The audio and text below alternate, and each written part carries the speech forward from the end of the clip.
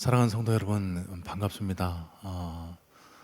또 주일을 이렇게 맞이하게 됩니다. 코로나19 확진자 수가 이제 감소하고 있는데 저희 교회도 이제 다시 모여서 함께 모여 예배할 그 현장 예배를 준비하고 있습니다. 여러분, 오늘 이렇게 드리는 예배지만 이 예배 위에도 하나님이 함께 하셔서 충만한 은혜로 우리 심령을 어루만져 주시고 상한 심령, 낙심한 심령 위로하고 치유하시는 역사가 충만하게 드러날 수 있게 되기를 간절한 마음으로 소망합니다. 우리 사도신경으로 신앙 고백하면서 예배 자리로 들어가도록 하겠습니다. 신앙 고백합니다. 전능하사 천지를 만드신 하나님 아버지를 내가 믿사오며 그 외아들 우리 주 예수 그리스도를 믿사오니 이는 성령으로 잉태하사 동정녀 마리아에게 나시고 본디오 빌라도에게 고난을 받으사 십자가에 못 박혀 죽으시고 장사한 지 사흘 만에 죽은 자 가운데서 다시 살아나시며 하늘에 오르사 전능하신 하나님 우편에 앉아 계시다가 저리로서 산자와 죽은 자를 심판하러 오시리라.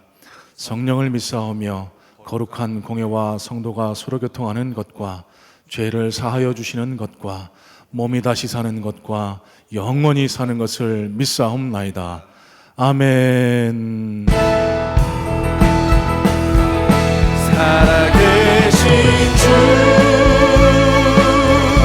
나의 참된 소망 걱정 근심 전혀 없네. 사랑의 주네 갈 길 인도하니 내 모든 삶의 기쁨 늘 충만하네.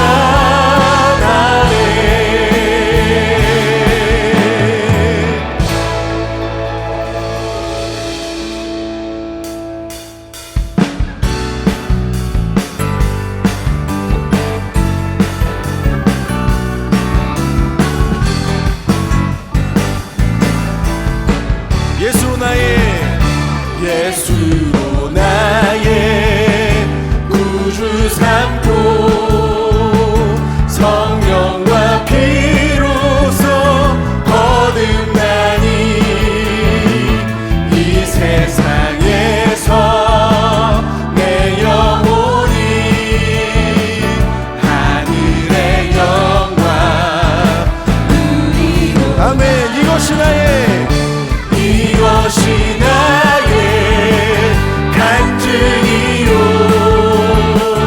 이것이 나의 찬송일세. 나 사는 동안 끊임없이 구주를 찬송하리로다. 온전히 주께 맡긴 내 영 사랑의 음성을 듣는 중에 천사들 왕래하는 것과 하늘의 영광 보리로다. 이것이 나의 간증이요 이것이 나의 찬송일세. 나 사는 동안 끊임없이 구주를 찬송하리. 이것이 나의 간증이요 이것이 나의 간증이요 이것이 나의 찬송일세. 나 사는 동안 끊임없이 구주를 찬송하리. 3절 고백합니다. 주 안에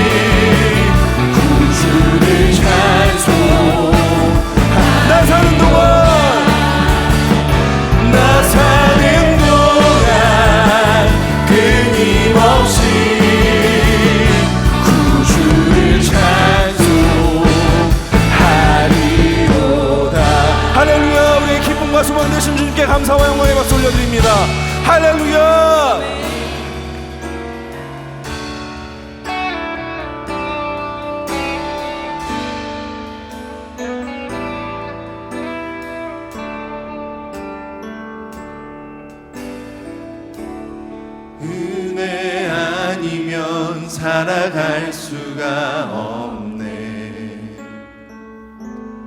호흡마저도 다 주의 것이니 세상 평안과 위로 내게 없어도 예수, 오직 예수뿐이네. 은혜 아니면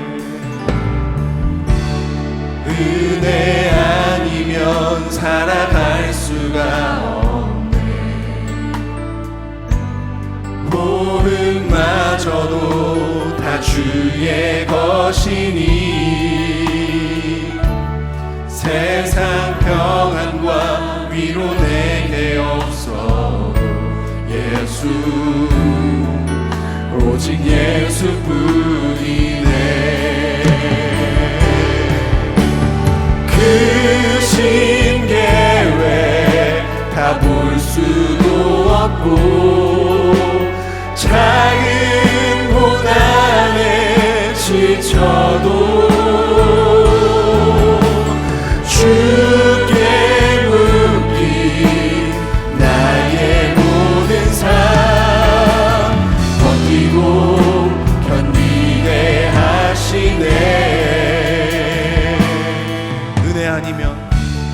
은혜 아니면 살아갈 수가 없네. 나의 모든 것 다 주께 맡기니 참된 평안과 위로 내게 주신 주 예수, 오직 예수뿐이네. 크신 계획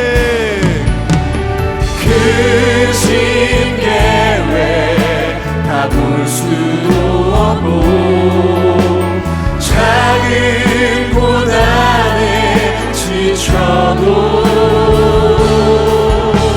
주께 묻기 나의 모든 삶 버티고 견디게 하시네.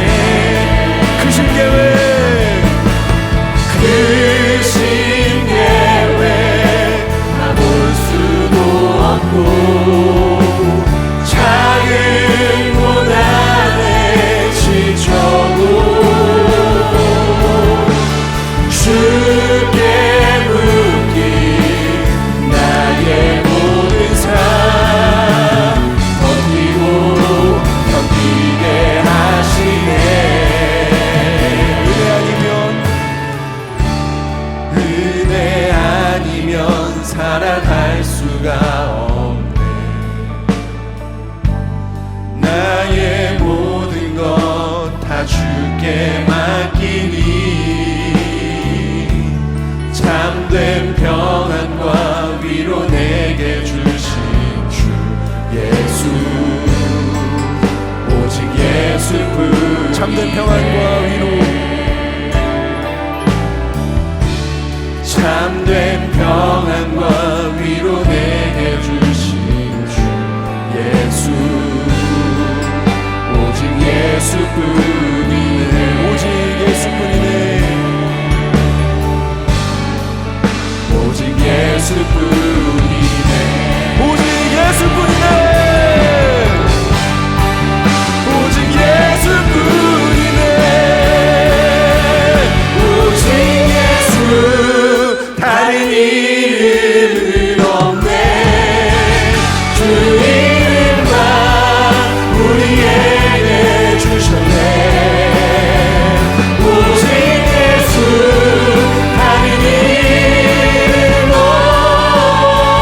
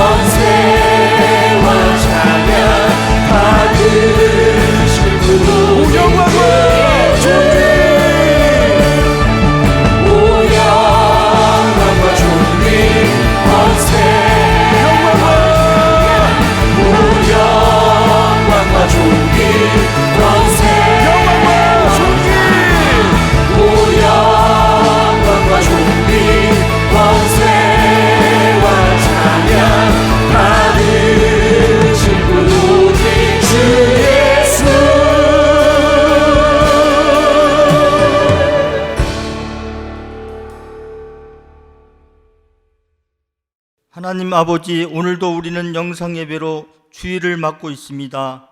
비교적 경건한 복장과 자세를 가다듬어 예배 자리에 앉았다고 생각되지만 마음은 편치 않습니다. 사랑하는 많은 성도님들이 함께하지 못한 데다 마음껏 소리내어 찬양하고 부르짖어 기도하기엔 여의치 않는 예배 환경도 그렇기 때문입니다. 그럼에도 불구하고 언제 어디서나 함께 하시는 임마누엘의 하나님, 이 시간 각 처소에서 드려지는 예배를 받으실 줄 믿고 마음과 정성을 다해 주님을 경배합니다.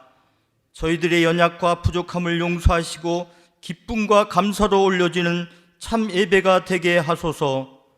매주일 주님의 말씀을 되얹기 위해 산고의 고통으로 준비한 담임 목사님의 설교에 깨달음과 결단을 다짐하는 큰 울림이 성도님들 심령 속에 가득 차게 하옵소서. 지난날을 돌아봅니다. 우리는 십자가의 보혈로 이루어주신 참된 성전을 나의 탐욕으로 더럽히고 있지 않았는지요? 지속되는 영상 예배로 주님을 경배하는 것이 그냥 형식으로 굳어버리지 않았는지요? 믿음은 바닥이 나고 세상의 소리에 귀 기울이며 주님의 말씀을 청종치 않고 무덤덤하게 살아가고 있지 않는지요? 기도보다는 환경과 주변의 힘만 의지하며 주님과 얼마나 멀어져 있지는 않는지요? 함께 울고 함께 웃는 사랑의 공동체, 하나님과 세상 앞에 당당한 신앙 공동체로 살아가기 위해 연약한 세런들을 위해, 병들어 지쳐있는 환우들을 위해, 그리고 어려운 이웃을 위해 얼마나 전심으로 기도하고 관심을 가졌는지요. 그저 주님 앞에 부끄러운 모습으로 머리를 떨굽니다. 말보다는 행동이 따라했는데 솔직히 그렇지 못했음을 고백합니다. 이 시간 예배를 통해 다시 한번 이기적인 신앙을 점검하고 오직 말씀만 붙들고 예수님만 닮아가는 저희들이 되게 하옵소서. 주님, 저희는 지금 코로나19로 힘들어하고 있습니다. 여전히 이 시간에도 세계의 많은 사람들이 목숨을 잃고 위중한 가운데 있습니다. 오직 하나님께서만이 우리를 구원하실 수 있기에 더욱 주님만 바라보게 하옵소서. 각 나라가 공조하여 코로나19가 하루속히 종식되게 하시고 일상이 회복되게 하옵소서. 환자들에게 삶의 끈을 놓지 않는 의지와 긍정적인 마음을 더하여 속히 회복되게 하옵소서. 백신과 치료제가 신속히 개발될 수 있도록 도와주시옵소서. 이번 위기가 미래를 준비하는 기회가 되게 하옵시고, 특히 우리 성문교회를 비롯한 많은 교회들이 영상 예배가 아닌 정상적인 예배를 회복하게 하셔서 이전보다 주님을 더욱 뜨겁게 섬기는 계기가 되게 하옵소서. 단위에 세우신 담임 목사님에게 이 어려운 시기를 잘 헤쳐나갈 수 있는 힘과 지혜를 주시고 영육이 강건케 하옵소서. 이 시간 예배를 위해 수정된 찬양단과 악기 영상 봉사자들에게도 주님의 위로와 축복이 함께 하옵소서. 오늘도 하나님 보좌 우편에서 우리를 위해 기도하시는 예수님의 이름으로 기도드립니다. 아멘.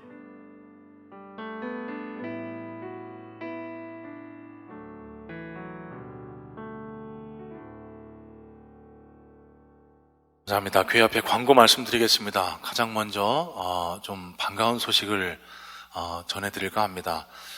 다음 주부터 저희 성문교회에도 현장 예배를 다시 열기로 당회를 통해서 결정을 했습니다. 예배 시간은 종전과 동일합니다. 1부 예배 8시, 2부 예배 9시 반, 11시, 그리고 또 오후 예배까지. 여러분, 종전에는 3부 예배 11시 반 예배에 많은 성도님들이 참석하셨습니다. 이제 코로나19 때문에 방역 당국의 지침을 준수하기 위해서 2m 거리 두기를 시행해야 되거든요. 그래서 오후 예배로 드리던 오후 2시 예배까지 주일 예배로 드리게 되니까 시간과 형편이 허락하시는 분들은 조금 분산해서 그렇게 예배를 드리실 수 있으면 좋겠습니다. 자, 여러분, 우리가 다시 현장 예배를 재개하지만 우리가 지키고 또 주의해야 할 점이 많이 있습니다. 자세한 내용은 홈페이지에 공지해 드릴 텐데 꼭 기억하셔야 될 내용들을 좀 함께 나눴으면 합니다. 먼저 예배 참석을 조금 자제해 주셨으면 하는 분들이 계십니다. 2주 이내에 해외 방문하신 경력이 있으신 분들, 그리고 또 기침, 발열, 인후통 등 감기와 같은 증상이 있으신 분들, 그리고 가족 중에 해외를 여행하셨거나 또 이런 위와 같은 증상을 갖고 있는 분이 있으신 분들, 이런 분들은 현장 예배를 조금 참아주시면 감사하겠습니다. 모두의 안전을 위해서 드리는 권고니까요. 기억하시고 따라주시면 감사하겠고요. 당분간 예배 참석이 어려운 이런 분들을 위해서 11시 예배를 유튜브로 라이브 방송을 하게 됩니다. 현장 예배가 시작됐는데 여러 가지 재반 사정으로 인해서 교회에서 함께 예배하실 수 없는 분들은 각자 댁에서 컴퓨터나 TV를 통해서 유튜브로 라이브 예배를 드리실 수 있으니까요. 그렇게 아시고 예배에 참여해 주시면 감사하겠습니다. 교회에 다음 주부터 출입하실 때 좀 기억해 주셨으면 하는 내용들이 있습니다. 마스크를 꼭 착용해 주시기를 부탁을 드리고요. 예배 시간에도 가급적이면은 마스크를 착용해 주시면 더 좋겠습니다. 본관, 그러니까 예배를 위해서 교회를 출입하실 때는요, 본관 로비에 정문을 통해서 본당으로 올라오시기를 부탁드립니다. 자가용을 이용하시는 분들, 지하주차장을 이용하시는 분들도 꼭 1층에 내리셔서 참석자 확인을 좀 해주시고 발열 체크하시고 손 소독제 뿌리시고 그렇게 예배에 참여해 주시면 감사하겠습니다. 본당에 올라오시면은 각 좌석에 2m마다 스티커가 붙여져 있습니다. 성경책 모양의 그림이 붙여져 있는데요. 그 그림이 붙어 있는 공간이 2m 간격입니다. 여러분, 가족분들은 조금 가까이 앉으셔서 예배를 들으셔도 무방합니다만 가족이 아니신 분들은 스티커에 표시해 놓은 대로 2m 거리 지키기 권고를 준수하셔서 그렇게 예배에 참여해 주시면 감사하겠습니다. 현장 예배를 재개하지만 당분간 등록된 교인분들, 저희 성문교회 성도님들만 현장 예배에 참여하실 수 있습니다. 등록을 원하시는 분들 조금만 참아주시길 부탁을 드리고, 지금 신천지나 외부인 출입 때문에 교회가 또 다른 어려움을 당할까봐 경계하자는 의미에서 이런 조치를 내리게 됐습니다. 그렇게 알아주시고요. 예배 이후에도 교회 내 시설들은 가급적 이용을 자제해 주시기를 당부드립니다. 우선 점심 식사는 저희 교회 식당에서 제공하지 않습니다. 그리고 또 오랜만에 만나셨다고 카페를 이용하시려는 분들, 교회 안에서는 카페를 운영하지 않습니다. 참고하시고 가급적이면은 오랫동안 머무르지 않도록 그렇게 주의해 주시면 감사하겠습니다. 차량 운행도 당분간 하지 않습니다. 차량을 이용해서 교회에 출입하시는 분들은 참고해 주시면 감사하겠습니다. 발열 체크, 또 손 소독제, 그리고 출석 확인 등 제반 사항들을 좀 거쳐야 되기 때문에요.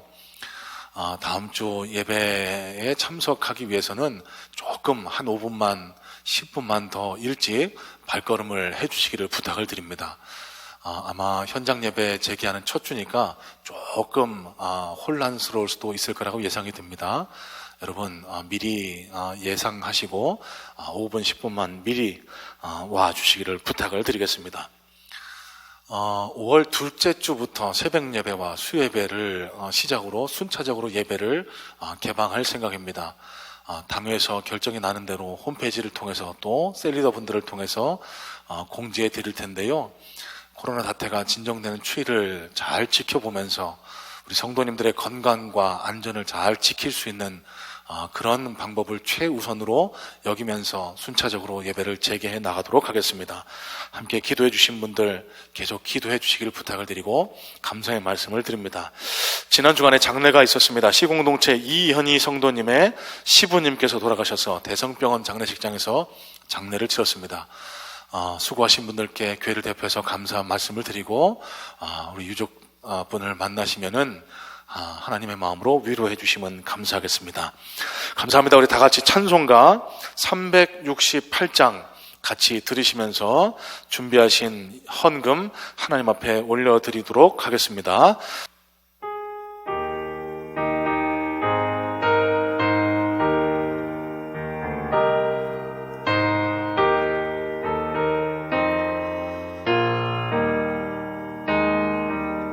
주 예수여 은혜를 내려주사 곧 충만케 하옵소서.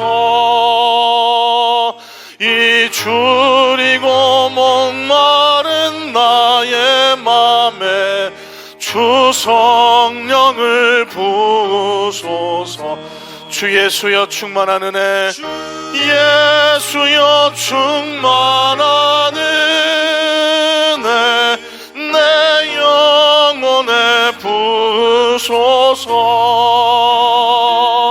주 예수만 나의 힘 되고 내 만족함 됩니.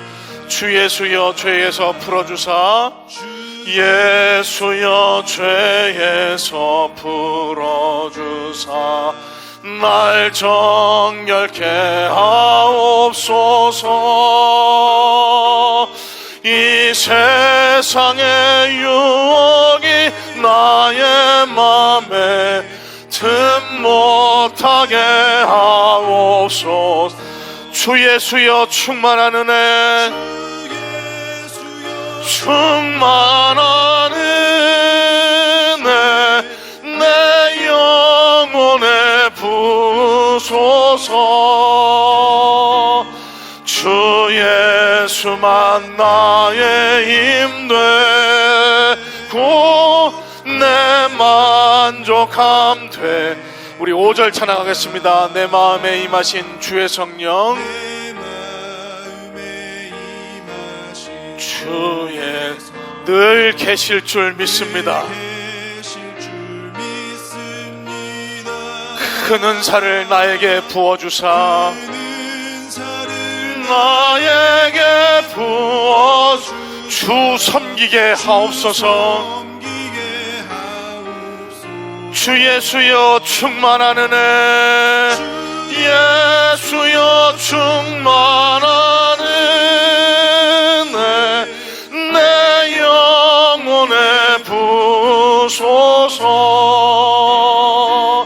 주 예수만 나의 힘 되고 내 만족함 됩니다. 아멘. 감사합니다. 오늘 함께 보실 하나님 말씀은 느헤미야 5장입니다. 느헤미야 5장 13절로 19절까지의 말씀인데요. 여러분 오늘 하루를 지나시면서 말씀의 내용을 기억하시면서 느헤미야서 5장을 한번 수차례 묵상해 보시기를 권면해 드립니다. 오늘 설교를 위해서는 13절로부터 19절까지의 말씀만 함께 볼 텐데요. 여러분 전체 내용을 다 아셔야만 오늘 말씀이 잘 마음속에 새겨지리라고 믿습니다. 자, 느헤미야서 5장 13절부터 19절까지의 말씀을 우리 한 절씩 돌아가면서 교독해서 봉독하겠습니다. 제가 13절 보겠습니다. 내가 옷자락을 털며 이르기를 이 말대로 행하지 아니하는 자는 모두 하나님이 또한 이와 같이 그 집과 산업에서 털어버리실지니 그는 곧 이렇게 털려서 빈손이 될지로다 하며 회중이 다 아멘하고 여호와를 찬송하고 백성들이 그 말한 대로 행하였느니라. 또한 유다왕 유다 땅 총독으로 세움을 받은 때 곧 아닥사스다 왕 제20년부터 제32년까지 12년 동안은 나와 내 형제들이 총독의 녹을 먹지 아니하였느니라. 나보다 먼저 있었던 총독들은 백성에게서 양식과 포도주와 또 은 40세겔을 그들에게서 빼앗았고 또한 그들의 종자들도 백성을 압제하였으나 나는 하나님을 경외함으로 이같이 행하지 아니하고 도리어 이 성벽 공사에 힘을 다하며 땅을 사지 아니하였고 내 모든 종자들도 모여서 일을 하였으며 또 내 상에는 유다 사람들과 민장들 150명이 있고 그 외에도 우리 주위에 있는 이방 족속들 중에서 우리에게 나온 자들이 있었는데 매일 나를 위하여 소 1마리와 살찐 양 6마리를 준비하며 닭도 많이 준비하고 열흘에 한 번씩은 각종 포도주를 갖추었나니 비록 이같이 하였을지라도 내가 총독의 녹을 요구하지 아니하였음은 이 백성의 부역이 중함이었다. 함께 읽겠습니다. 네, 하나님이여, 내가 이 백성을 위하여 행한 모든 일을 기억하사 내게 은혜를 베푸시옵소서. 아멘. 우리 잠깐 기도하겠습니다. 예수님, 거룩한 주일날 이렇게 또 영상으로 예배를 드립니다. 고마우신 하나님, 우리를 지금껏 인도해 주셨고 이 코로나19의 위기 속에서도 우리의 삶과 생명과 안전을 주님께서 보호하시고 책임져 주신 은혜 감사합니다. 고마우신 하나님, 우리에게 놀라운 은혜의 회복의 역사가 일어나기를 소망합니다. 주님, 저희가 다시 한번 모여서 주님을 찬양하고 경배할 예배를 다시 한번 재개하기를 소망하는데, 하나님, 우리 마음속에 있는 모든 근심, 걱정, 두려움, 염려를 떨치고 일어날 수 있도록 주님 도와주시옵시고, 하나님, 함께 모여서 예배할 때 어떠한 불상사도 일어나지 않도록 주님, 예배 시간마다 주의 임재로 충만할 수 있도록 도와주시고, 하나님, 각종 사단의 세력들을 천군천사로 막아주심으로 말미암아 우리 예배가 하나님께는 영광이 되고 우리에게는 큰 은혜가 되는 기쁨과 놀라운 회복의 예배 될 수 있도록 주님 도와주시옵소서. 하나님, 이 땅 구석구석에서 코로나19 때문에 신음하며 고통받고 있는 당신의 백성들을 주님이 돌아보시기를 소원합니다. 하나님, 저들에게 놀라운 회복이 일어날 수 있도록 도와주시옵시고, 특별히 육체 질병 가운데 고통당하고 있는 자들에게 주님 찾아가 주셔서 피 묻은 손을 얹어주시고 저들 육체 가운데 놀라운 회복과 치유 역사가 일어날 수 있도록 주님 역사하여 주시옵소서. 주님, 이 시간 말씀을 받으려고 합니다. 우리의 마음 문이 열릴 수 있도록 주님 도와주시옵시고, 말씀을 향한 귀가 열리도록 주님 도와주시옵시고, 한 귀로 들어왔다 한 귀로 흘러나가는 그런 무익한 말씀이 아니라 하나님의 음성임을 깨닫고 우리 마음속 깊이 새김으로 말미암아 30, 60, 100배 결실을 맺는 능력의 말씀 될 수 있도록 주님 도와주시옵소서. 예배 자리에 빈손 들고 나오지 않냐고 정성껏 하나님 나라를 위해서 헌금합니다. 주님, 이 물질을 기쁘게 흠양하시고 이 물질을 통하여 하나님 나라가 확장되는 역사를 허락하여 주시옵시고, 하나님이 원하시는 곳에, 하나님 뜻하신 곳에 아름답게 사용될 수 있는 은혜도 덧입혀 주셔서 하나님 바친 손길들에게 날마다 감사와 기쁨과 감격의 찬양이 흘러넘칠 수 있도록 주여 도와주시옵소서. 예배의 시정을 주님께만 의지하오며 살아계신 예수님 이름으로 감사하며 기도드렸사옵나이다. 아멘. 여러분, 느헤미야는요, 이스라엘 민족 재건의 역사적 소명을 띠고 아닥사스다 왕의 허락을 받아서 예루살렘 땅으로 돌아옵니다. 이 예루살렘 땅에 돌아와서는 유다 백성들을 하나로 묶어서 산발라, 도비아 또 여러 대적들의 방해 공작에도 불구하고 잘 성벽 재건 사업을 이루어 나가고 있었습니다. 여러 가지 방해, 장애물 앞에서도 낙담하지 않았던 느헤미야에게 한 장애물 넘고 나니까 또 다른 장애물이 찾아오고 있습니다. 갑자기 닥친 흉년, 또 과도한 세금으로 인한 우리 유다 백성들의 고통, 또 일부 지도층들이 지나친 이자 노름으로 인해서 유다 백성들이 큰 절망 속에 살아가야만 했습니다. 그래서 그들은 그 절망 때문에 삶을 포기해야만 하는 그런 지경까지 내몰리고 말았다라고 성경은 지금 증거하고 있습니다. 엎친 데 덮친 격이라는 말처럼 한 곱이 넘었더니 또다시 찾아오는 이 장애물, 이 방해, 어려움 앞에서 믿음의 지도자 느헤미야는 결단코 포기하지 않았습니다.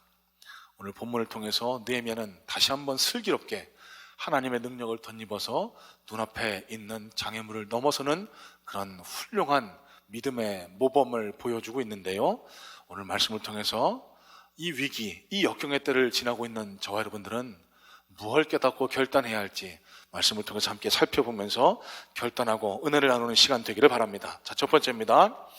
함께 읽지는 않았지만 오늘 느헤미야서 5장 1절은 이렇게 말씀을 시작합니다. 그때에 백성들이 그들의 아내와 함께 크게 부르짖어 그들의 형제인 유다 사람들을 원망하는데, 자, 이게 크게 부르짖었다라는 말이요, 히브리 원어는 차카트 게둘라라는 단어가 쓰였습니다. 영어 성경 대부분은 great outcry라는 단어로 번역을 하고 있는데요, 큰 부르짖음이라는 소리입니다. 자, 무슨 말일까요? 가난한 유다 백성들이 성벽 재건 사업의 현장으로 느헤미야를 찾아서 그 부자들, 자기들을 괴롭히는 그 사람들에 대한 원망을 담아서 이 성벽 공사 현장을 찾아왔다라는 것입니다. 왜일까요? 그 이유가 2절부터 5절 말씀에 드러나 있습니다. 여러분 한번 오늘 지나시는 동안 느헤미야서 5장을 깊이 한번 묵상해 보시기를 권면해 드립니다. 2절에서 5절 말씀을 보시면은요, 어떤 사람들은 당장 굶주린 자식들을 데리고 구걸이라도 해야 될 것 같다고 그렇게 이야기를 합니다. 또 어떤 사람들은요, 페르시아 왕에게 세금을 내기 위해서 밭도 잡히고 집도 잡혔다고 합니다. 더 안타까운 것은 일부 사람들은 이 빚 때문에, 감당할 수 없는 빚 때문에 자기 자녀들을 남의 집 종으로 팔아야만 하는 그런 지경에까지 이르렀다라고 그렇게 하소연하고 있습니다. 자, 여러분, 여기 유다 귀향민들, 바벨론에서 돌아온 이 사람들은요, 어떤 사람들일까요? 부푼 꿈을 안고 예루살렘 고향 땅으로 돌아온 사람들입니다. 이제 고향 땅으로 돌아가면은 새로운 내 삶의 지평이 열리겠지. 더 나은 삶, 더 행복한 삶. 그것은 하나님이 약속하신 땅, 가나안 땅, 젖과 꿀이 흐르는 땅, 하나님의 보호하심과 인도하심이 있는 땅. 그러니까 내가 그곳에 가면 모든 생활적인 어려움이나 모든 내 자녀들, 내 가정의 문제들이 해결될 것이다. 이 믿음을 갖고 찾아온 사람들이, 돌아온 사람들이 바로 이 이스라엘 유다 백성들, 귀향민들이었습니다. 그런데요, 막상 돌아와 보니까 이들의 처지가 이들의 예상과는 달랐던 겁니다. 다 잘 될 줄만 알았는데 그렇지가 않은 거예요. 생활고는 바벨론에 있을 때보다 더 심했고, 그래서 빚을 낼 수밖에 없었는데 일부 지도층들은 그 빚에 대한 이자를 너무 과도하게 매기는 바람에 이제는 더 이상은 견딜 수가 없어서 그 정말 눈에 넣어도 안 아플 자기 자녀들을 남의 집 종으로 팔아 넘겨야만 살아갈 수 있는 그런 극도의 절망에 빠졌다라고 지금 성경은 말하고 있는 것입니다. 자, 여러분, 예루살렘 성벽이 무너져 있습니다. 오늘 이 말씀을 통해서 볼 때 이 이스라엘 백성들, 유다 백성들의 모습은요, 성벽만 무너진 게 아니라 유다 백성들 개인의 삶도 다 처참히 무너져 있는 그런 시대상을 우리는 볼 수 있게 됩니다. 여러분, 우리가 여기서 먼저 생각해 보아야 할 점이 있습니다.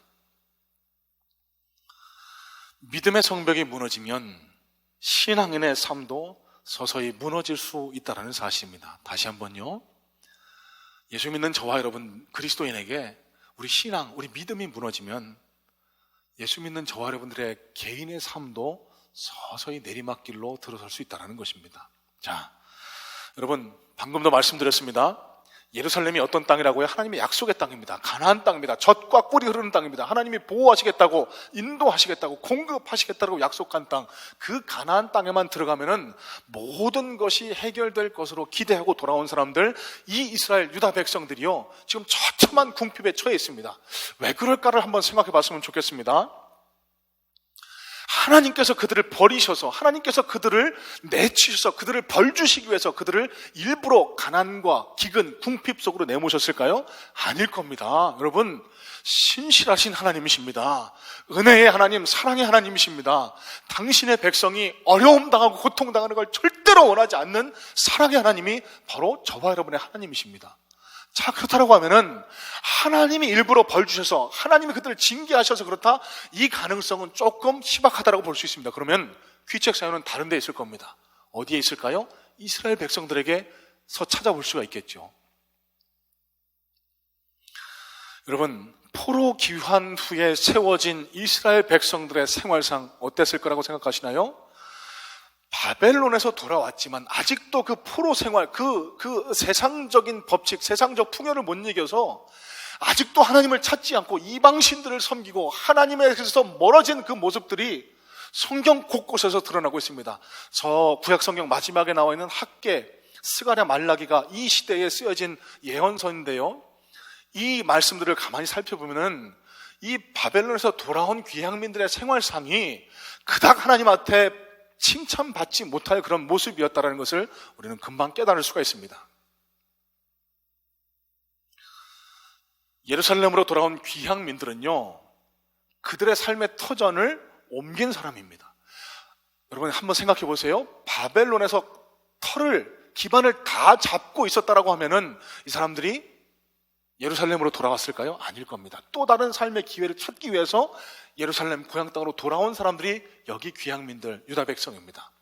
자, 그러면은 예루살렘 땅으로 돌아왔을 때는 이들에게 가장 중요하게 여겨야만 할 일은 과연 무엇일까요?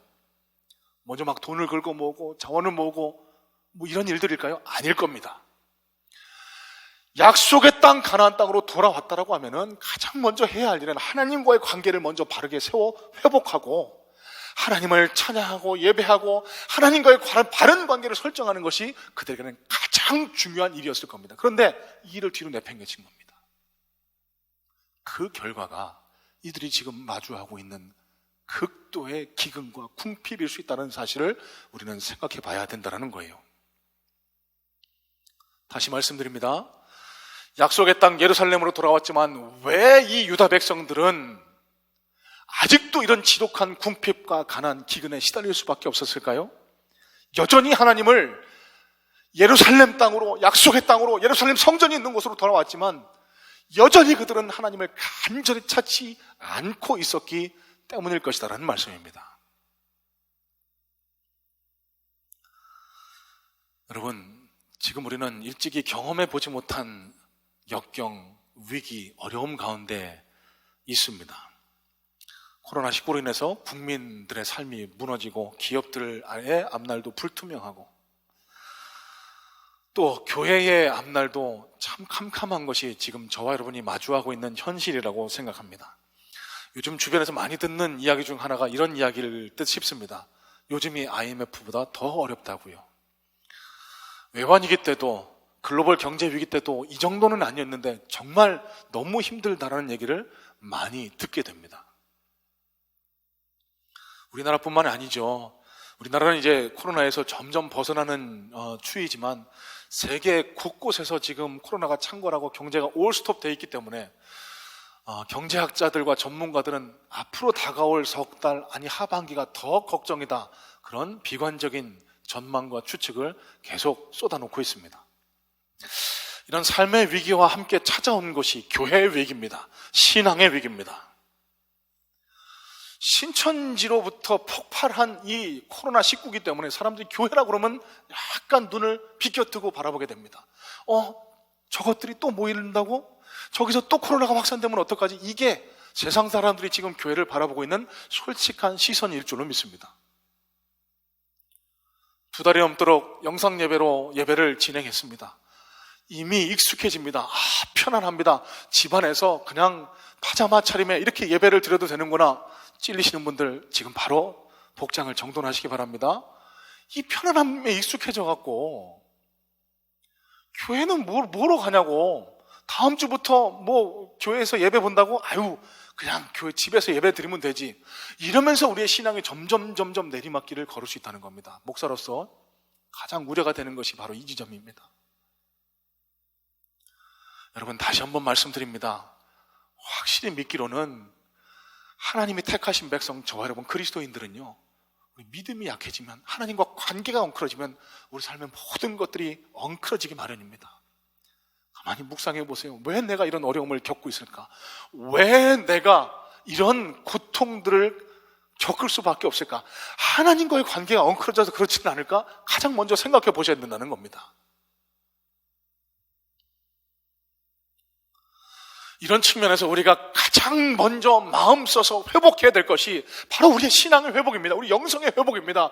일전에 우리가 가졌던 뜨거운 그런 영성을 다시 한번 회복해서 교회에 앉아서 찬양만 들어도 눈물이 줄줄줄 흘러나고, 기도할 때마다 우리 마음이 울컥거려서 저 기도가 내 기도인 것처럼 그래서 동의가 돼서 아멘 아멘으로 화답하던 그때, 말씀을 들을 때 이게 나를 위해 주시는 말씀이라고 생각해서 그 말씀에 찔림을 주체하지 못해 그렇게 가슴 떨던 그때, 그 영성을 우리가 반드시 회복해야만 된다는 것입니다. 왜? 무엇을 위해서요? 우리 삶이 제자리로 회복되기 위해서. 여러분, 다시 한번 말씀드립니다. 저와 여러분들은요, 은혜로 살아가는 사람들입니다. 은혜로. 자동차는 휘발유를 넣어주면 갑니다. 가전제품은 전기를 꼽아주면 작동하게 되죠. 저와 여러분 그리스도인들은 어떻게 살아가는 사람들이라고요?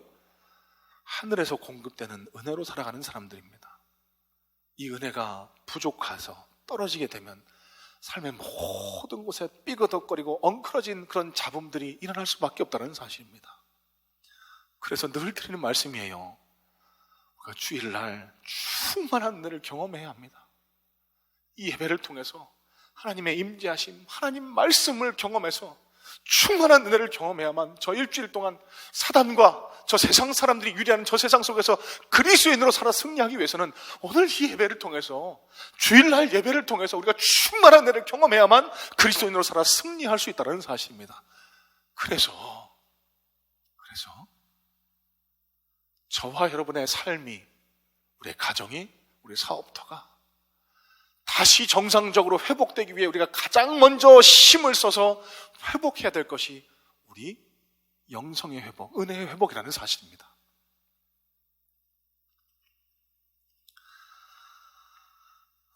지난주에도 주기도문에 대해서 말씀을 드렸습니다. 주기도문이 크게 두 가지로, 두 문단으로 구별된다라고 말씀을 드렸죠. 먼저 하나님께 영광을 돌리는 기도, 그 다음엔 우리의 필요를 구하는 기도로 나눠 볼 수 있다는 말씀을 드렸습니다. 우리의 필요를 구하는 기도의 시작이 이렇게 시작되죠. 오늘 우리에게 필요한 양식을 주시옵고. 자, 여러분, 이 말씀을 통해서 주기도문에 담긴 하나님의 뜻을 다시 한번 묵상해 보기를 원합니다. 여러분, 지금 우리에게 가장 필요한 기도가 뭘까요? 우리의 필요를 구하는 기도입니다. 하나님, 우리 좀 살려주세요. 하나님, 우리가 지금 너무 힘듭니다. 우리 사업터가, 내 가정이, 우리 자녀들이 너무 힘듭니다. 우리의 필요를 좀 채워주세요. 여러분, 이 기도가 지금 가장 절박하잖아요. 하셔야 됩니다. 너무 하나님께 구하는 것도 문제지만 안 구하는 것도 문제입니다, 여러분. 왜요? 안 구하는 분은요, 하나님이 우리 아버지라는 사실을 부정하는 결과를 낳기 때문에 우리의 필요를 구하는 기도 해야 합니다. 그래서 예수님이 주기도문에서도 우리의 필요를 구하라고 그렇게 기도를 가르쳐 주신 거예요. 그런데 문제는 뭘까요? 필요를 구할 때 잘 들으시기 바랍니다. 오늘 우리에게 필요한 양식을, 오늘 우리에게 필요한 양식을 달라고 그렇게 기도하라고 가르치셨습니다. 다시 말씀드리면 오늘 필요한 것을 구하라는 겁니다. 우리의 기도를 한번 생각해 보시기 바랍니다. 오늘 필요한 걸 구합니까? 아니에요. 내 창고에 그득히 쌓아놓고 누가복음에 나오는 부자처럼 이제는 됐다, 이제는 해외여행도 다니고 이제는 편안히 먹고 마시고 즐기며 살자, 그만할 정도로 내 탐욕을 채워달라고 구하는 것이 저와 여러분들의 기도 아닙니까? 예수님이 주기도문을 통해서 우리에게 기도하라고 하신 이 주기도문의 뜻은요, 너희 입을 것, 먹을 것, 마실 것은 하나님께 맡겨놓고, 마태복음 6장 32절이요, 너희 필요한 것들은 하나님께 맡겨놓고 하나님과의 관계를 바로 세워라. 이게 하나님 마음이고 이게 주기도문에 담긴 예수님의 뜻이라는 사실입니다. 자, 거꾸로 한번 뒤집어 보겠습니다. 오늘 우리 삶에 필요한 것들에 매달려서 염려, 근심, 걱정에 그렇게 휩싸여 있지 말고 하나님과의 관계를 바로 한다라고 하면은 하나님의 인도하심과 도우심 속에 우리의 필요를 모두 채우실 것, 이게 하나님께서 성경을 통해서 약속하신 축복의 말씀이라는 사실입니다. 그럼 빌립보서 4장 19절 말씀 한번 보실래요?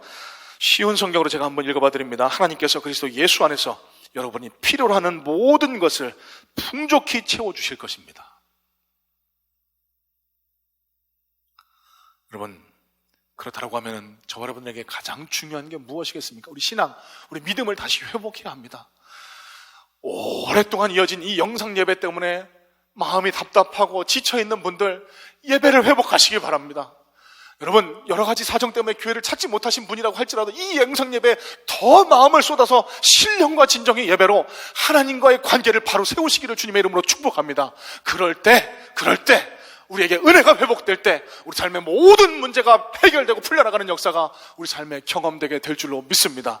모쪼록 간절히 소망하기는 우리가 다음 주부터 다시 함께 모여서 예배합니다. 우리가 예배할 때마다 하나님의 임재가, 주님의 은혜가 풍성하게 드러났으면 정말 좋겠습니다. 왜요? 그래야만 우리 성도들의 삶이 다시 회복될 수 있기 때문에 우리가 모여 예배할 때마다 하나님께 감사하고 감격하고 눈물 뿌려서 그렇게 예배할 때 주님의 임재하심을 충만히 경험할 때 우리 삶에 비틀어지고 엉클어진 것들이 바로 되어서 우리 삶이 다시 한번 주님 손 붙들고 회복되고 치유되는 역사가 우리 모든 성문의 성도들에게 충만히 경험될 수 있게 되기를 간절한 마음으로 소망합니다.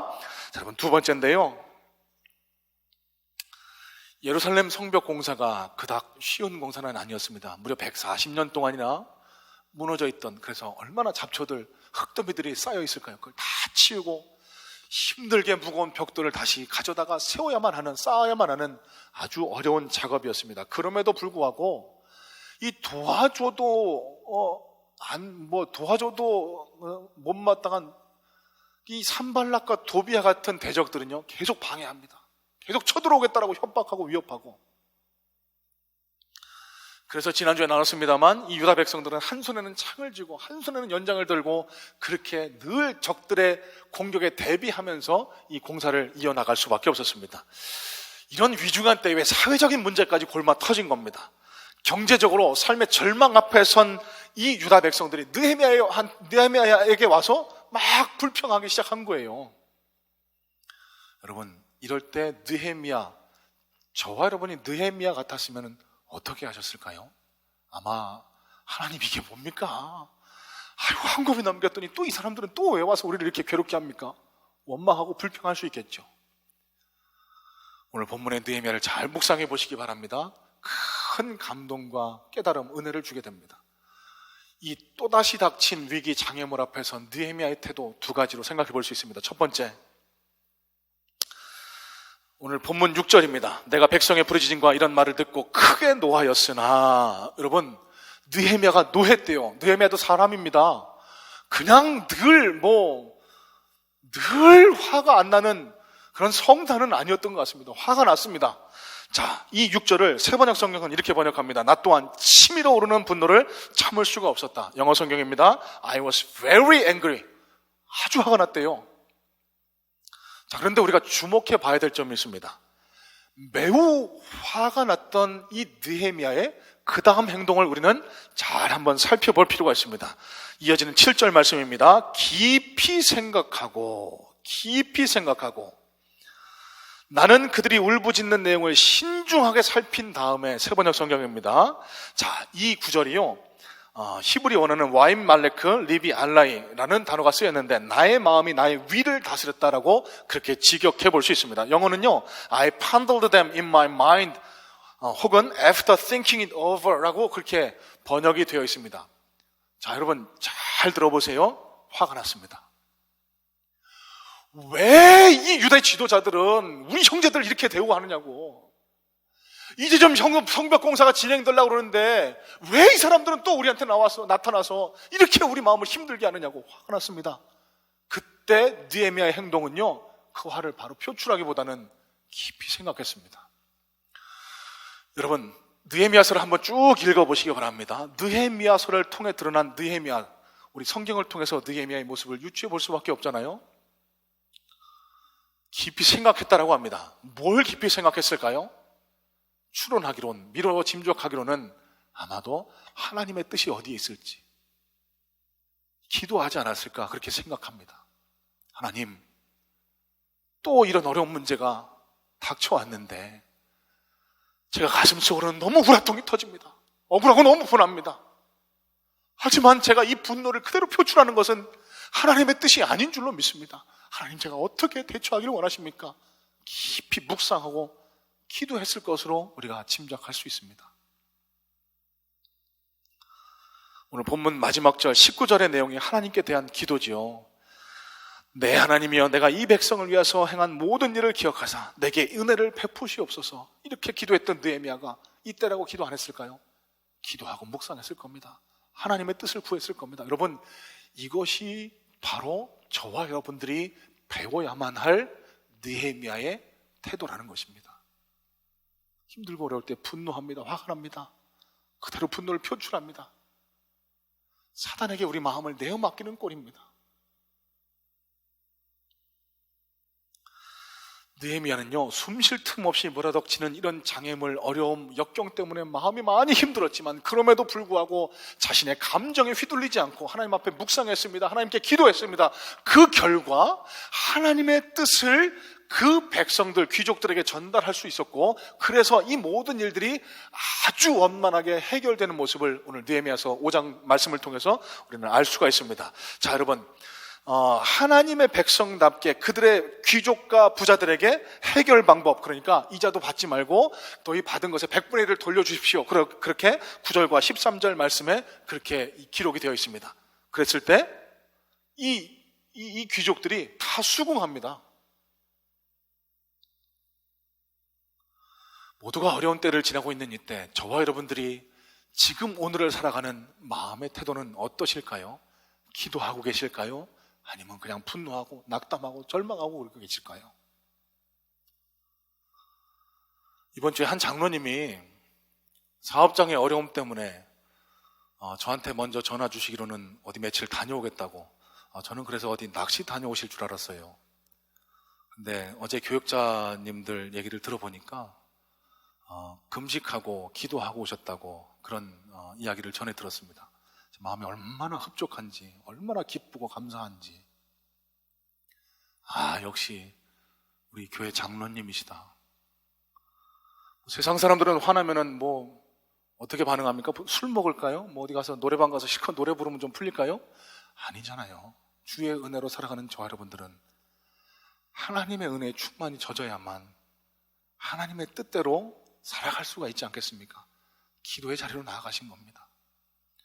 확신하기로는 하나님께서 좋은 은혜로 이분의 기도에 충만하게 응답해 주실 줄로 믿습니다. 여러분, 저와 여러분들이 배워야만 할 태도입니다. 역경 앞에선 느헤미야가 취했던 두 번째 태도는요, 세상의 법칙보다는 하나님의 법칙을 우선시하고 그 방법으로 모든 일을 진행해 나갔습니다. 자, 7절 8절 말씀에서 귀족과 관리들을 호되게 꾸짖습니다. 그런 다음에 느헤미야는 기도와 묵상을 통해 얻어낸 하나님의 방법을 그들에게 제시합니다. 자, 10절 11절 말씀인데요, 자, 세번역 성경으로 10절 11절 말씀을 한번 읽어보겠습니다. 나와 내 형제와 종자들도 역시 돈과 양식을 백성에게 꾸어 주었거니와 우리가 그 이자 받기를 그치자. 그런즉 너희는 그들에게 오늘이라도 그들의 밭과 포도원과 감람원과 집이며 너희가 꾸어준 돈이나 양식이나 새 포도주나 기름의 100분의 1을 돌려보내라 하였더니, 여러분, 이 이자 받기를 그치자, 이자 노름으로 먹고 사는 사람들한테 이거 그치자, 이거 쉽지 않은 얘기입니다. 그런데 이 귀족들과 민장들이 어떻게 반응했습니까? 12절 말씀, 순순히 수긍했습니다. 여러분, 어떻게 이런 일이 일어날 수 있었을까요? 하나님의 방법을 제시했기 때문이라고 저는 그렇게 믿습니다. 자, 오늘 본문 9절 말씀을 한번 보겠습니다. 그 귀족들의 행위가 하나님 뜻에 반하다라고 느헤미야가 역설한 거예요. 9절입니다. 내가 말을 계속하였다. 당신들이 한 처사는 옳지 않습니다. 이방인 원수들에게 웃음거리가 되지 않으려거든 하나님을 두려워하면서 살아야 합니다.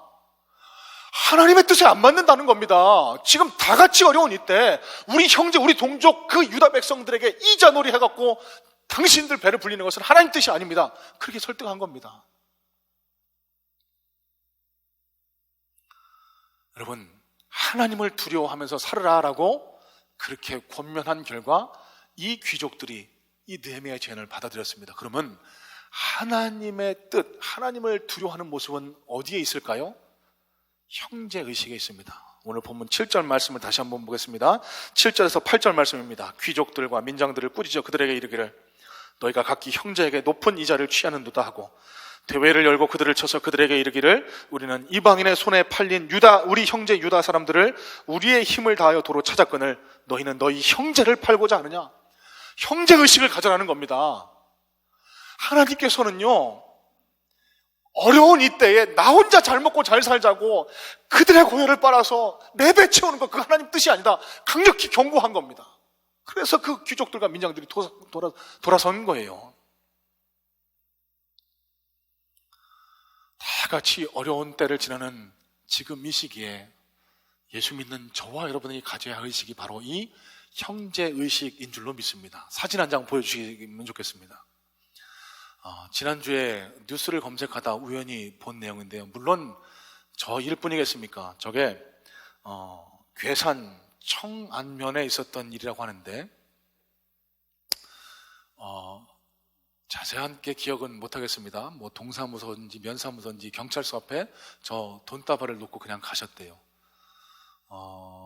이름을 절대 밝히지 말아달라고, 어려운 이웃들을 위해서 좀 써달라고, 그러고서는 기부를 하고 그냥 유유히 떠나셨다라는 겁니다. 물론 이 일뿐이겠습니까? 지금 전국 곳곳에서 코로나19로 어려워하는 이웃들을 위해서 또 방역의 최일선에 나가 땀 흘려 수고하는 의료진들을 위해서 기부 행렬이 이어지고 있습니다. 여러분, 이런 모습들이 바로 예수 믿는 저와 여러분 그리스도인이 가져야 할 모습이라고 생각을 합니다. 어려울 때일수록 더 나누고 더 섬기고, 여기 책망받았던 유대 귀족과 민장들처럼 남들이 아프건 힘들건 어떻든지 간에 나만 배부르면 된다, 이런 의식을 갖고 살아가다가 느헤미야를 통한 하나님의 책망처럼 그게 하나님의 뜻이 아니라고 책망받을 것이 아니라 그들을 섬기고 베풀고, 이럴 때 하나님 나라가 확장되고 하나님 우리를 칭찬하시는 그런 역사가 드러나지 않겠습니까?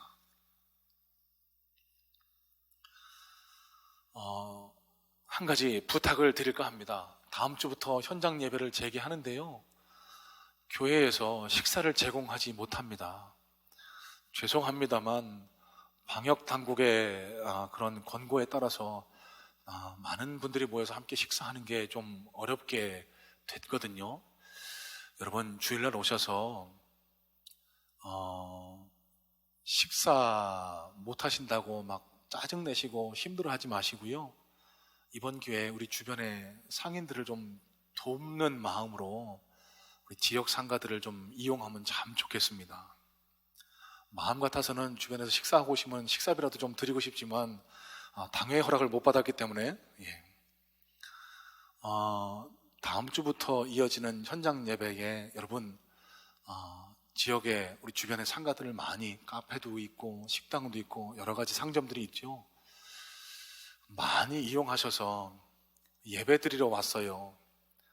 거스름돈은 좀 덜 받으시는 그런 모습도 좀 있으시면 좋겠고요. 그래서 우리 주변의 이웃들을 섬기고 나누고 베풀고, 이런 모습들에 우리 교회가, 우리 그리스도인들이 앞장서면은 얼마나 좋을까, 그런 생각을 해보게 됩니다. 마지막입니다. 여러분, 오늘 말씀을 준비하면서 이 느헤미야서 5장을 여러 차례 읽었습니다. 이 말씀을 읽으면서 제가 정말 감동받고 정말 은혜가 됐던 게 느헤미야라는 사람의 인격, 그의 성품이었습니다. 이분은, 이 느헤미야는 하나님께서 복을 주실 수밖에 없겠구나, 그런 생각, 그런 믿음을 강하게 갖게 됐습니다. 자, 그럼 이 느헤미야가 어떤 성품을 가졌기에 제가 이런 마음을 품게 됐을까요? 세 가지인데요. 첫 번째입니다. 청렴했습니다. 모범적인 삶을 살았습니다. 오늘 본문 14절 말씀을 한번 보겠습니다. 제가 세번역 성경으로 읽어봐 드립니다. 나는 아닥사스다 왕 20년에 유다 왕 총독으로 임명을 받아서 아닥사스다 왕 32년까지 12년 동안 총독으로 있었지만 나와 나의 친척들은 내가 총독으로서 받아야 할 녹의 혜택을 받지 않았다. 다른 총독들은 다른 사람이 어떻든지 간에 그냥 고열을 빨아서 내 배를 채운 거예요. 근데 느헤미야는 어땠다고요? 안 받은 겁니다. 청렴하게 그들의 고통을 모른 척할 수 없어서 당연히 받아야 할 월급입니다. 이것도 안 받고 그렇게 살았다는 겁니다. 여러분, 이렇게 청렴하고 모범적으로 살았기에 그의 말에 힘이 실릴 수 있었던 겁니다. 그가 당당하게 하나님의 뜻을 펼칠 수 있었던 이유가 그가 이렇게 청렴하고 모범적인 삶을 살아왔기 때문에 이런 당당함을 지닐 수 있었다는 겁니다. 저는 우리 그리스도인들에게 이런 당당함이 있었으면 좋겠습니다. 조금 어려워도 당당하게, 청렴하게, 모범적으로. 느헤미야가 가졌던 두 번째 성품은요, 나눔과 섬김의 모습이었습니다. 17절에서 18절 말씀입니다. 제가 다시 한번 세번역 성경으로 읽어봐 드립니다. 나의 식탁에서는 주변 여러 나라에서 우리에게로 온 이들 밖에도 유다 사람들과 관리들 150명이 나와 함께 먹어야 했으므로 하루에 황소 1마리와 기름진 양 6마리, 날짐승도 여러 마리를 잡아야 하였다. 또 열흘에 한 차례씩은 여러 가지 포도주도 모자라지 않게 마련해야만 하였다. 그런데 내가 총독으로서 마땅히 받아야 할 녹까지 요구했다면 백성에게 얼마나 큰 짐이 되었겠는가. 자, 여러분, 이게 무슨 말일까요? 늘 그의 집 식탁에는요 150명 이상의 사람들이 몰려들었대요. 함께 먹으려고. 그 사람들에게 나누고 섬기고 베푼 겁니다. 여러분, 한번 생각해 보세요. 이 150명 이상 되는 사람들의 식사를 매일 섬기기 위해서는 얼마의 돈이 필요할까요? 요즘 식사가 얼마 정도 하는지 모르겠습니다. 평균 제가 한 8,000원을 잡아봤습니다. 8,000원 곱하기 150명이면 120만 원이 나오더라고요. 자, 이걸 한 달로 계산해 보니까 한 달에 3,600만 원이 나옵니다. 8,000원으로 계산했을 때 한 달에 3,600만 원의 자기 사재, 내 재산, 내가 가진 것을 희생해서 주변의 이웃들을 섬겼던 겁니다. 느헤미야가요 원래부터 가진 게 많았을까요? 아닐 거라고 추측됩니다. 하가랴의 아들 느헤미야의 말이라라고 느헤미야서가 시작됩니다. 자, 보통은 구약 시대에 유력한 집안을 소개할 때 그 아버지를 통해서 그 인물을 소개합니다.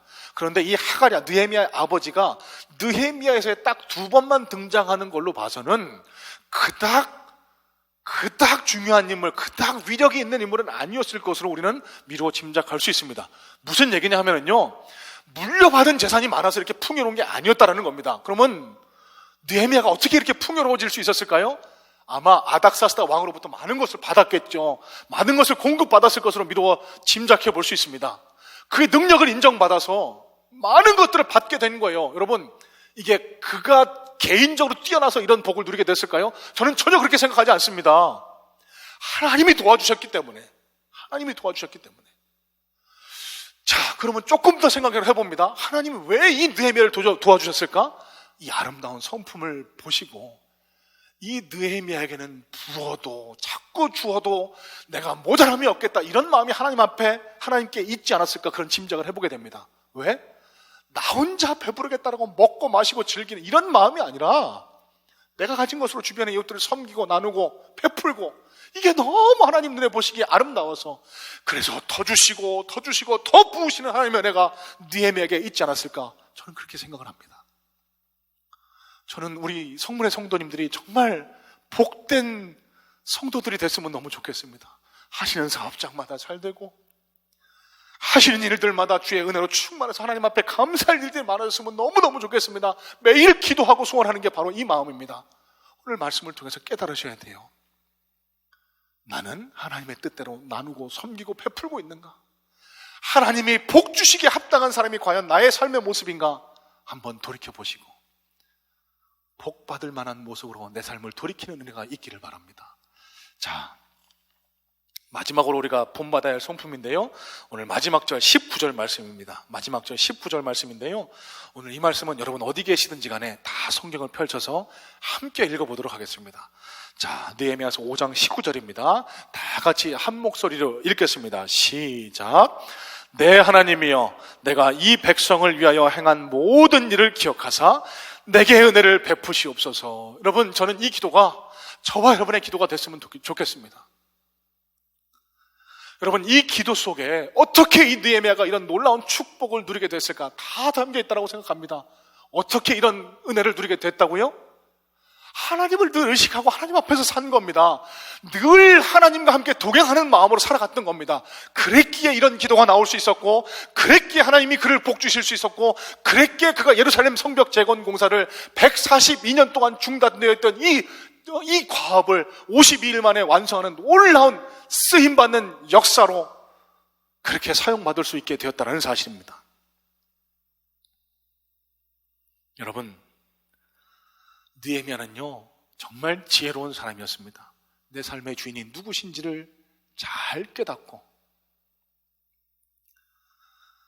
반드시 나에게도 하나님 심판대 앞에 서서 네가 이 땅에서 내가 너에게 허락한 이 시간 동안 나를 위해서, 하늘나라 영광을 위해서 무엇을 하고 왔느냐, 하나님 이렇게 물으실 때가 있다는 것을 분명히 깨닫고 그날을 준비하며 살았던 사람, 그랬기에 늘 하나님을 의식하며 살았고, 위기와 역경 앞에서도 그냥 이 위기만 모면해보자, 그냥 이 어려움만 좀 한번 넘어가보자, 이런 마음이 아니라 하나님을 의식하면서 그 위기도 넘어가려는 그런 노력을 키우려 왔기에 하나님이 때마다 시마다 필요할 때마다 그를 건져주시고 도와주시고 이끌어주시는 은혜가 그에게 나타났던 것입니다. 여러분,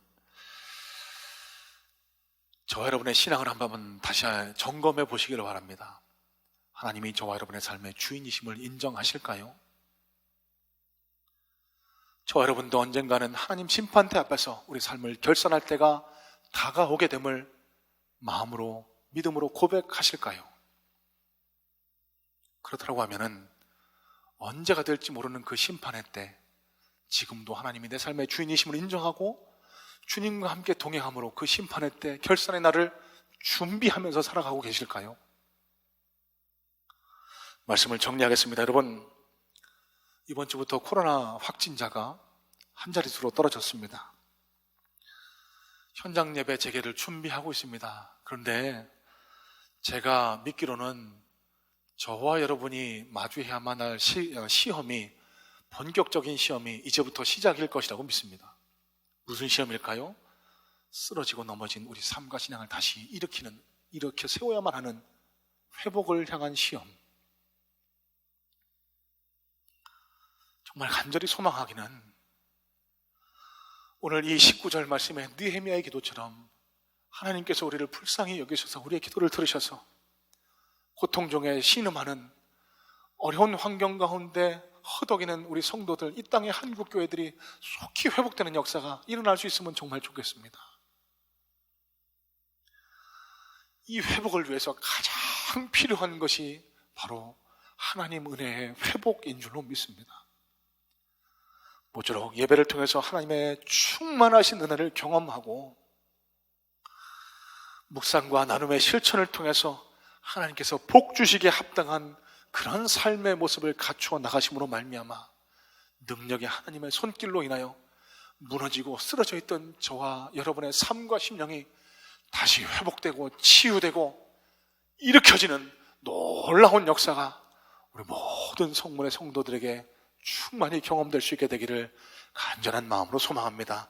자, 여러분, 오늘 이 마음을 담아서 말씀을 준비하는데 계속 제 마음에 묵상이 됐던 찬양입니다. 원하고 바라고 기도합니다 라는 찬양을 함께 하실 텐데요, 여러분, 찬양의 가사를 깊이 묵상하시면서 함께 찬양에 동참하시길 바랍니다. 이 세상을 살아가는 동안에 나의 힘을 의지할 수는 없으니 기도하고 낙심하지 말 것은 주께서 참 소망이 되심이라. 다 같이 마음을 다해서 찬양하고 예배를 정리하도록 하겠습니다. 같이 찬양합니다. 세상을 살아가는 동안에 나의 힘을 의지할 수 없으니 기도하고 낙심하지 말 것은 주께서 참 소망이 되심이라.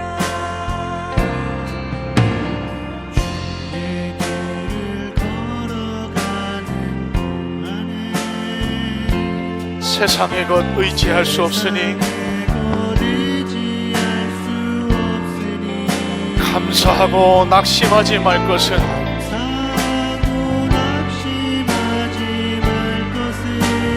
주께서 참 기쁨이 되심이라. 하나님의 꿈이 나의 비전이 되고 예수님의 성품이 나의 인격이 되고 성령님의 권능이 나의 능력이 되길 원하고 바라고 기도합니다. 여러분, 이제 다 같이 다시 한번 찬양하실 텐데요, 이 찬양의 가사가 정말 저와 여러분의 기도의 제목, 우리의 결단이 됐으면 좋겠습니다. 하나님의 꿈이 나의 비전이 되고 예수님의 성품이 나의 인격이 되고 성령님의 권능이 나의 능력이 되길 원하고 바라고 기도합니다. 마음을 담아서 다시 한번 1절부터 찬양하도록 하겠습니다. 이 세상을 살아가는 동안에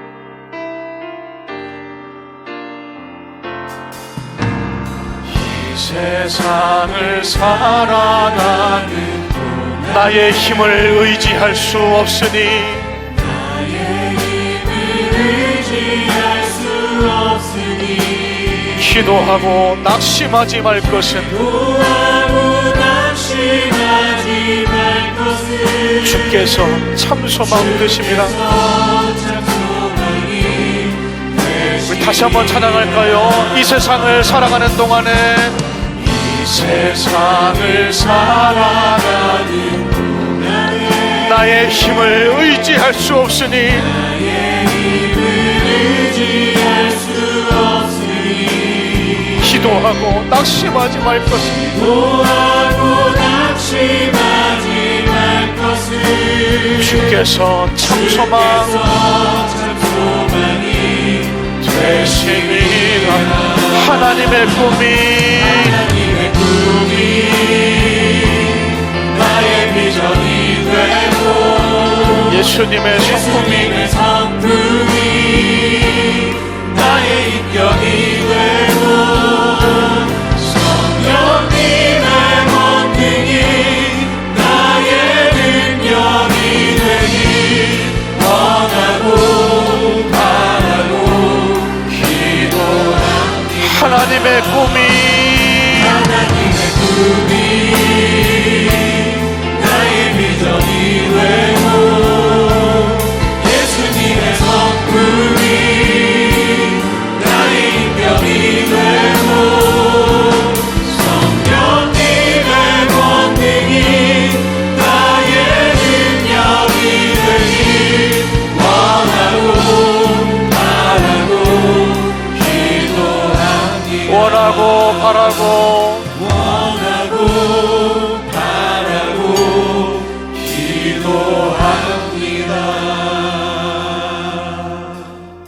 하나님, 이 세상을 살아가는 동안에 나의 힘 의지할 것이 없습니다. 주님께서 참 소망이 되셨사오니 기도하고 낙심치 않는 우리들 될 수 있도록 주여 도와주시옵소서. 하나님이 소망하시는 꿈이 우리의 비전이 될 수 있도록 도와주시고 예수님의 성품이 우리의 인격이 되어 성령님의 권능을 덧입어 우리 앞에 닥친 이 어려운 위기를 극복해 나가는 귀하고 복된 성도들 다 될 수 있도록 주여 우리를 도와주시옵소서. 이제는 우리 구주 예수 그리스도의 은혜와 하나님 아버지의 놀라우신 사랑하심과 성령 하나님 인도하시는 은혜가 이 시간 하나님 앞에 결단하며 나도 느헤미야와 같은 성품, 느헤미야와 같은 인격을 갖추겠다라고 우리의 무너진 삶을 회복시키기 위하여 하나님 은혜의 회복을 간절히 소망하며 예배 회복을 소망하는 우리 모든 성문의 성도들 머리 위에 저들의 삶 속에 일어날 놀라운 주의 능력의 역사들 위해 이제로부터 영원 무궁토록 함께 하시옵기를 우리 주 예수 그리스도의 이름으로 간절히 축원하옵나이다. 아멘.